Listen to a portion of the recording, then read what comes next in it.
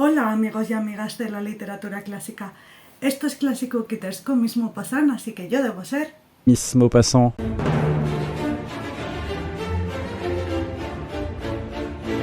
En el capítulo de hoy os traigo el miedo en la literatura a través de los siglos y lo que ese miedo dice de nosotros como seres humanos. El miedo es inherente al ser humano. Todos hemos sentido miedo alguna vez, pero esto no siempre se ha reflejado en la literatura. Si nos remontamos muchos siglos atrás, la forma de transmisión del miedo, voy a llamarlo colectivo, era el folclore y la religión. El miedo siempre se conjuga de algo paranormal y de algo intrínseco en las personas. Es por esta razón que el demonio es la representación de nuestros temores de caer en la tentación, o que una bruja que se come a los niños en el bosque nos habla de la angustia de una madre cuyos hijos se alejan demasiado en la profundidad del bosque, no sabiendo si serán capaces de regresar. Los vampiros, por ejemplo, con su larga trayectoria en el folclore de diferentes países, nos hablan del miedo de la vida más allá de la muerte, igual que los zombies, pero también del miedo de los seres humanos de envejecer y de morir. Miedos para nada paranormales. Los monstruos del folclore tenían la función de explicar lo inexplicable. Vaya, un poquito como Dios. Solo que en vez de quién creó los ríos o los arroyos, responden a quién asesinó a 4 vacas en el bosque de Urbaneja.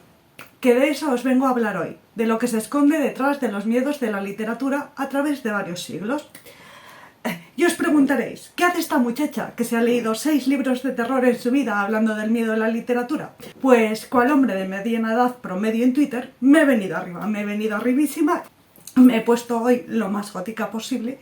Hubo una vez un señor que estaba muy ofendido con mis comentarios hater hacia Thomas Mann, que hizo un intento de insulto llamándome Morticia Adams en el vídeo de Thomas Mann, y pues le dije muchísimas gracias.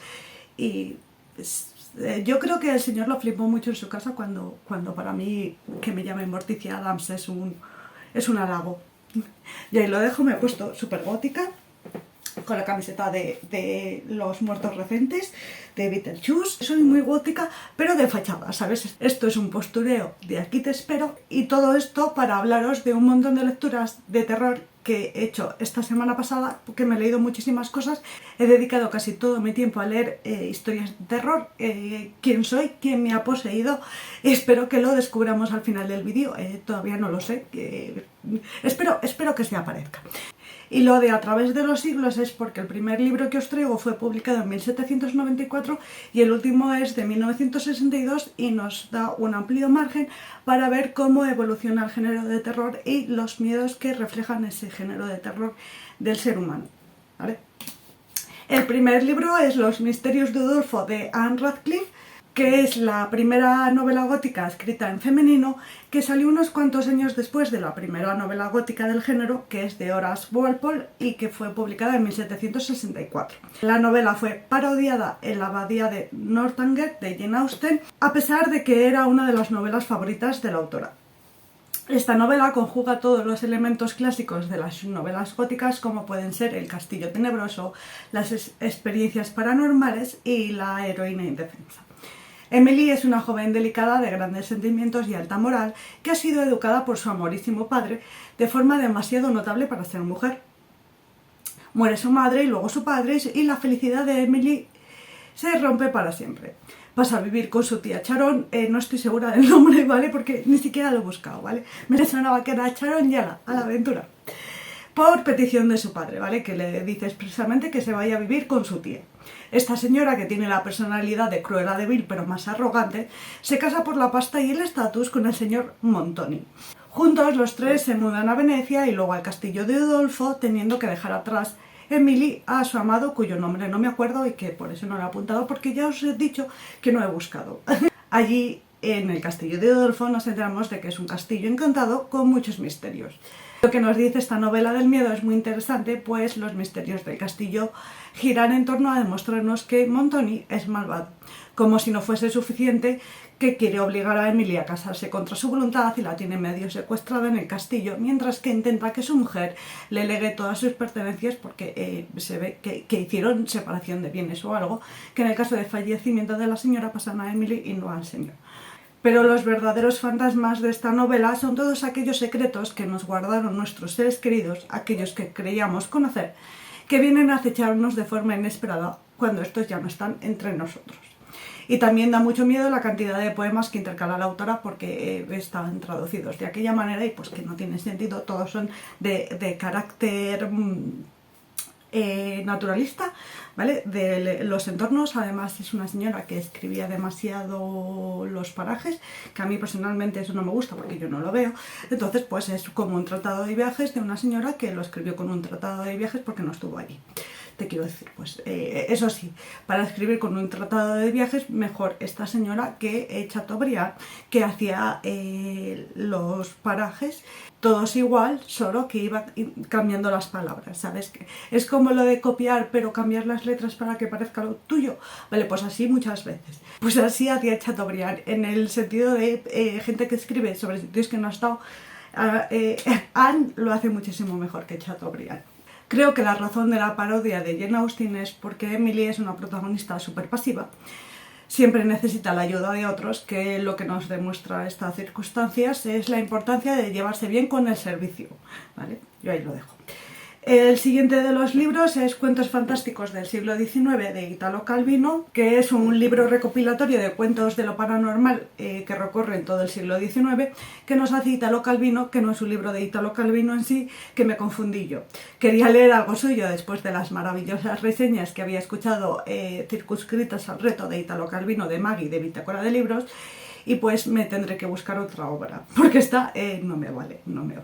Este es el libro que me motivó a hacer este vídeo, pues según Italo Calvino, el cuento fantástico es uno de los más significativos, pues es el que más nos dice sobre la interioridad del individuo y de la simbología colectiva. Que la compilación de cuentos, Italo nos hace una introducción maravillosa explicándonos cómo al inicio del siglo los cuentos fantásticos son de carácter más sentimental, luego tornan a un carácter más racional para terminar en la casilla de salida. Esto lo que significa es lo fantástico visual, fenómenos paranormales, etc, versus lo fantástico psicológico o lo cotidiano. Además, Italo Calvino nos hace un pequeño prefacio de cada uno de los relatos que me parece muy interesante porque más o menos nos refleja con otras palabras y de otra manera, porque al final yo he sacado de los cuentos lo que me ha apetecido a mí, lógicamente, y lo que he visto yo, pero nos hace un prefacio de lo que os voy a decir de la selección que he hecho yo de cuentos, pues más o menos. De ahí viene la idea de este vídeo, que me ha parecido muy interesante. Es una recopilación de autores más conocidos y otros más desconocidos, y he leído obras de autores nuevos y eso siempre es bueno. Entre los autores que he podido leer, pues no me ha dado tiempo a leérmelos todos, eran 400 páginas. He estado esta semana a tope de lecturas, pero lógicamente es que no me ha dado tiempo a leérmelos todos, ¿vale? Pues está Hawthorne, Le Fanu, Walter Scott, Hoffman o Potocki. Pero os he elegido para hablar 3 relatos porque representan mejor lo que hemos venido hablando hasta ahora. El primero de estos relatos es El ojo sin párpado de Charles Pilarete. Estamos en Halloween, pero el que se celebra en agosto en Escocia. Recordad que estamos en el siglo XIX, esto es, como es por orden cronológico, esto es bastante al principio. ¿Vale? Y que Halloween, la celebración de los estates, no está instaurada, por favor. Se ponen a hacer rituales de esos supersticiosos, de los que te dicen quién va a ser tu futura mujer o cómo te saldrán los hijos, si normales o borbones, y pues hay una de estas pruebas que nadie quiere hacer y la va a realizar el protagonista, un señor viudo que se casó con una chica muy joven, de la que estaba celoso y la vigilaba tanto que esta pobre muchacha acabó por morirse. Por medio de este ritual que te muestra cómo será tu mujer, este señor acabará casado con una mujer espectral que no tiene párpados y que se pasará los días vigilándole. La moraleja de este cuento es Karma Bitch. El siguiente de los cuentos es El joven Goldman Brown de Hawthorne. En este relato que sucede en Salem, un joven piadoso y fervoroso de Dios una noche se adentra en un bosque y antes de que se encuentre a todo el mundo de aquelarre satánico, él ya se había vuelto loco, ¿vale? Que le empieza a dar fervores, pues que se le va mucho la pinza antes de encontrarse a todo el pueblo en aquelarre satánico en medio del bosque. Este relato te deja con la incógnita de si es un sueño o no. Este señor Hawthorne era descendiente del juez de los juicios de Salem y además demasiado fervoroso en el tema religioso, y creo que está exculpando los sentimientos de culpa de su herencia familiar por medio de decir que todo el mundo es malo, independientemente de si la aquelarre sea real o no. Uno de los personajes, que quizá está poseído por Satán, no se sabe, porque además puede que sea un seño, hace unas soflamas con respecto a de que todo el mundo es malo, que todo el mundo tiene sus pecados, etc. Y yo creo que está expiando su culpa, ¿vale? Porque lógicamente pues los juicios de Salem fueron un tema realmente muy serio. Te quiero decir, quemar gente viva. Tú imagínatelo, y más siendo una persona realmente religiosa que va en contra de eso de tu religión, el quemar a otras personas. Está haciendo aquí expiación. El último de los relatos que os he elegido es La muerte enamorada, de Théophile Gautier. En este relato, el día de su ordenación, un seminarista se enamora de una muchacha de la que corren horribles rumores, y después de un año en el que este señor ya es cura, empieza una relación con la mujer después de que la hayan sepultado. Pese a que es una relación que surge en sueños, para el cura es muy real. Es un relato que indaga lo contranatural del celibato, que lleva a un cura a tener una relación con una demimonde vampírica. Este es un relato que me he leído ya 3 veces, que lo tenía en una compilación que hice reseñas en el primer especial de Halloween del canal, que ese libro se le sale a las hojas y está ahí, pero es por no levantarme a buscarlo. Pero que bueno, que me llamó mucho la atención este relato porque este señor da muchísimo en el clavo. Y como regalo extra os traigo la Venus de Hill de Mérimée, que es, según mi opinión, la base de la película de Tim Burton, La novia cadáver. Y pues yo traigo aquí a Beetlejuice. La camiseta la llevo a propósito, ¿vale? No os penséis que no. Solo que en esta ocasión es una estatua y tendrá terribles resultados. Es un relato que nos muestra que hay que tener cuidado a quien dejas tu anillo. Ya está. Me ha gustado mucho, me ha parecido muy interesante. Y como ves, ves la base de La novia cadáver, te quiero decir. Es que no es un... ¿Se habrá inspirado aquí? No, se ha inspirado aquí de fijísimo. Pues que está chulísimo. Está muy interesante, ¿vale? Si tengo que elegir uno de los 4 que os he traído, me quedo sin duda con el de Gautier. Es cierto que había uno de Balzac que me leí y me gustó, pero tampoco dejaba mucha... A ver, la reflexión estaba ahí, pero que tampoco era como para traéroslo, y pues que Gautier sobrepasaba. El de Mérimée está muy bien, y había otros que también. La calidad de los textos era bastante dispar, porque había textos breves que iban al grano, había textos largos pero que te lo desarrollaban muy bien, y había textos larguísimos que no había por dónde cogerlos. Entonces pues es una recopilación de cuentos de lo fantástico, un poco dispar, pero en general tiene una nota bastante buena. Esta recopilación es notable. El siguiente de la lista es Otra vuelta de tuerca, de Henry James, una obra que cerraría la literatura de lo paranormal del siglo XIX y que se podría entender como la inspiración para la película Los otros de Amenábar. En esta novela, una joven llega a un paraje remoto para ser la institutriz de 2 jóvenes huérfanos cuyo tío no quiere saber nada de ellos, porque es hombre y puede decir: los niños me la sudan completamente, a mí no me cuentes sus movidas, sin ningún tipo de repercusión. Y tú te quedas, pues lógico, pues me parece hasta bien. Total, que en esta casa, en medio de la nada, hay 2 fantasmas. Os añado foto familiar, ¿vale? Y la novela trata sobre la institutriz descubriendo el misterio de los 2 fantasmas que trabajaban allí, uno de ellos siendo su predecesor en el cargo. La historia de terror en esta novela es que la antigua institutriz y el criado del tío, únicamente pensión de manutención, viviesen una historia de amor prohibida porque ella era de mayor categoría que él. Es que los dictados sociales dicen que... A ver, señores, que los 2 sois asalariados del mismo señor. ¿Qué me estáis contando? La clase asalariada desunida será vencida y volverá en forma de fantasma. Las convicciones sociales que vuelven para atormentarte. Mira, yo que sé, no me acabé este libro porque lo estaba leyendo por la noche y dije: no me voy a dormir, y de repente dice... Me estaba dejando un poquito angustiada, de esas que empiezas a ver cosas en las sombras, y pues no me estaba molando demasiado y decidí parar. La última de las novelas me la he leído en físico, es la única que tengo en físico esta semana. Es Siempre hemos vivido en el castillo, de Shirley Jackson. En esta novela vamos a ver la vida de las 2 jóvenes Blackwood con su tío Julián en la casa familiar. En esa misma casa, unos años antes, sucedió un hecho de lo más traumático. Shirley no nos enfrenta a este hecho, no nos cuenta los porqués a pesar de que sea un hecho que pueda dar mucho miedo. En esta novela lo que da miedo son los otros, los que están fuera, los que no se molestan en conocernos o los que sí lo hacen es por su propio interés. El cómo nos juzgan los demás por lo que hemos hecho es el verdadero monstruo de la novela y la inhumanidad y la barbarie de los pueblos de la América profunda por encima de los hechos cometidos. Es una novela que me he leído rapidísimo, que me ha gustado mucho, que es atrapante y asfixiante también y que recomiendo muchísimo y que muchísimas gracias Silvia por recomendármela. De verdad esta novela se queda para siempre conmigo y cuando quieras te invito a un té. El miedo, aquello que nos causa pavor, dice más de nosotros de lo que somos capaces de reconocer. Igual es aquí el momento de reconocer que mi miedo a los fantasmas proviene de que no supero las pérdidas, por lo que estoy incapacitada para creer que una vez muertos nos hayan dejado del todo. Os tengo que contar un caso de lo paranormal, ¿vale? No me acuerdo exactamente en qué vídeo es, que me acuerdo que era un vídeo en el que estaba con el jersey granate, ¿vale? Hace unos años se murió mi perro, ¿vale? Le quería muchísimo, además el último año casi lo pasó conmigo, me alegro muchísimo de que el último año estuviéramos tan unidos porque al final, bueno, pues somos tres en casa y pues el perro como que distribuyó los afectos, pero el último año casi lo pasó conmigo. En ese vídeo en el que estoy comentando es que no me sé ahora exactamente qué nombre es, mira, os lo voy a mirar de aquí un momento. Antes cuando grababa los vídeos en el armario de los libros quedaba el hueco que hay entre la cama y la pared, ¿vale? Allí en ese hueco pues normalmente echo la ropa sucia para que se vaya a lavar directamente, ¿vale?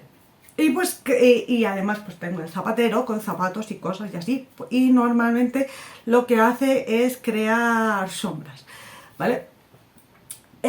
Como os digo yo esto, en ese vídeo, en el que os voy a decir ahora enseguida, ¿vale? Se ve la sombra de un perro.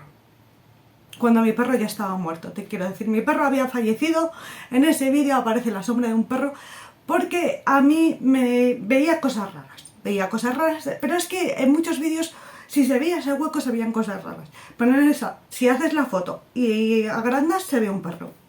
Yo lo dejo ahí, en lo paranormal.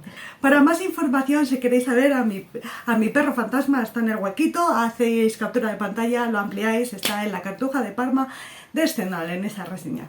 Bueno, que como os he mostrado el miedo más o menos racional, pues os voy a mostrar el miedo irracional que tengo a los pájaros, así de forma un poco... es que es una anécdota un poquito extraña, ¿vale?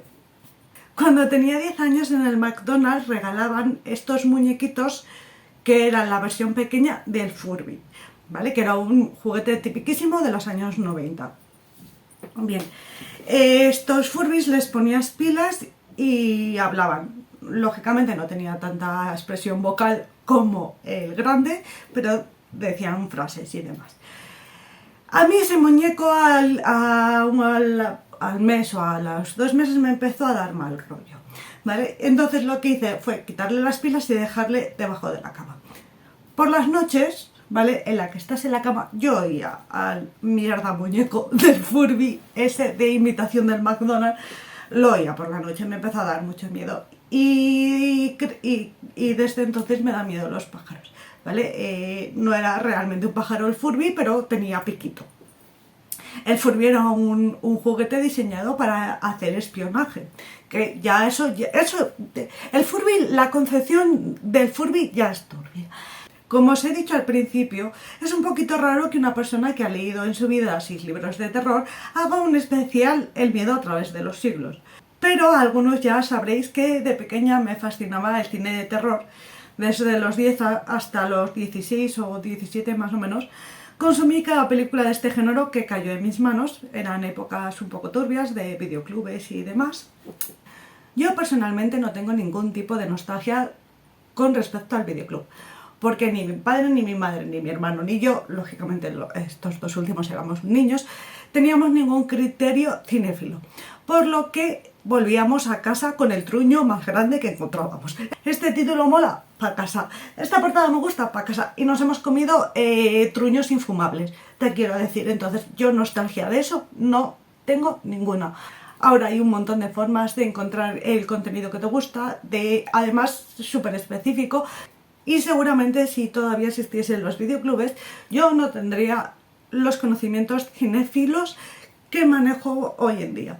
Así que yo nostalgia de los videoclubes tengo absolutamente cero. Que en esa época mi película de terror favorita era Sé lo que hicisteis el último verano, que nos habla de unos chicos que una noche de verano atropellan a alguien en la carretera y se dan a la fuga. Les persigue su culpa en forma de asesino en serie slasher. Pues es lo que hay. Y con respecto a esto he creado una teoría un poquito descabellada y muy cogida con pinzas porque no me ha dado tiempo casi a reflexionarlo, porque además de leer un montón, me ha llevado bastante a hacer el guión y esta parte no lo he podido volver a reflexionar esta tarde, entonces pues he cogido con pinzas. Si alguien tiene opiniones al respecto, me gustaría que me la dejaseis en los comentarios, y si queréis hablarme de vuestros temores, a no ser que os dé corajillo hablar de ellos, ¿qué puede pasar? Que no vamos a juzgar aquí a nadie, pues me lo podéis dejar en los comentarios. Quizá va siendo el momento de racionalizar esos miedos, pero veréis. Como hemos visto, el miedo se compone de lo que está más allá y de lo que está dentro de nosotros. Uno de los miedos más habituales es el miedo a la oscuridad. Pero si vives en la oscuridad, no le puedes tener miedo a la oscuridad, te quiero decir. Y pues que casualmente el inicio de la literatura de terror se inicia con la Ilustración. Sé que pasa en dos países diferentes, pero que os he dicho que lo he cogido con pinzas un poco, ¿vale? Pero que me parece muy curioso que en cuanto dieron la luz, aparecieron los fantasmas y las sombras. A mí me pareció muy curioso, porque la primera novela es de 1764, que son los años de Voltaire, Montesquieu, etcétera, etcétera, y que me pareció muy curioso que la iluminación intelectual nos llenara cada rincón de sombras, sombras que podían parecer espectros de lo paranormal. Y pues esto es todo de este vídeo tan fantasmagórico. Como siempre, abrigaos si hace frío, bebed agüita, haga frío o calor. Espero que os haya gustado, lógicamente, que leáis un poquito más de lo que podáis, que seáis malos y que nos vemos en la próxima. Saludos.